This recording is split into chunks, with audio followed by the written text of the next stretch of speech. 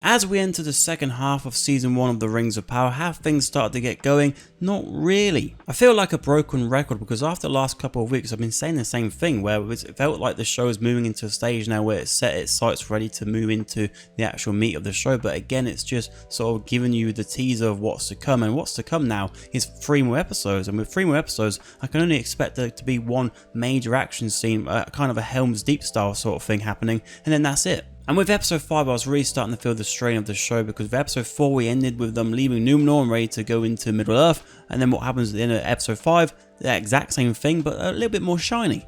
Me dazzle like a diamond in the rough.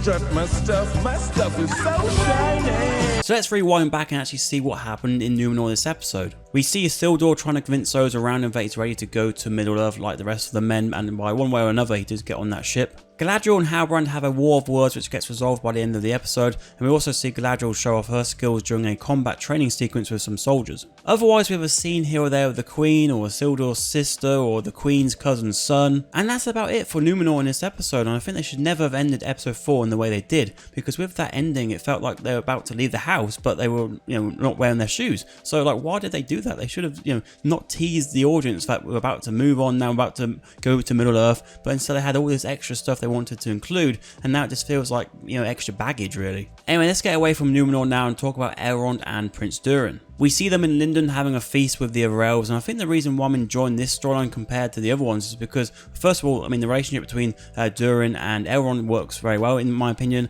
and with Elrond he's working as that mediator between the two of the elves and the dwarves. And in this episode we learn of the importance of Mithril to the elves, and with Elrond and Durin they're best buddies at the moment, but with High King Gil-galad that's where I feel like it's all going to start crumbling down. To the Harfoots now, and they're back and they're full of song.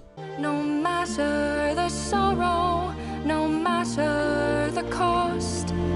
The stranger is very much still a stranger, but he does prove his worth to the Harfoots by battling off some creatures in the woods. But later on he gives Nori a proper scare as his arm starts freezing over and she gets close to him. He starts chanting in this different language and then boom, off she goes. And also as part of this storyline we do get our first glimpse of some new characters who appear at the crash site of the stranger. We did only get a brief moment with them, but they do seem quite a worshipping type of group, and they do seem very angry in this scene. Finally over to the Watchtower now, and Bronwyn is trying to get people to stay and actually fight the cause, whereas Waldrig is, he wants people to bow down to the enemy. Waldrig and his group arrive to Adar and the Orcs, and to prove his worth to the cause and to Adar himself, he has to kill someone, and unfortunately for Rowan, who did escape last week very luckily, he didn't get so lucky this time. And earlier on in the episode we did have a scene with Adar and an orc where he puts the orc's arm into the sunlight and we see that it burns, but with him he's not burning at all, so he's not exposed like the orcs are, so it shows that he's not fully an orc himself. So what exactly is he? So overall with episode 5 it was mostly dominated by Numenor, but we did have a few things revealed in terms of the Elrond storyline,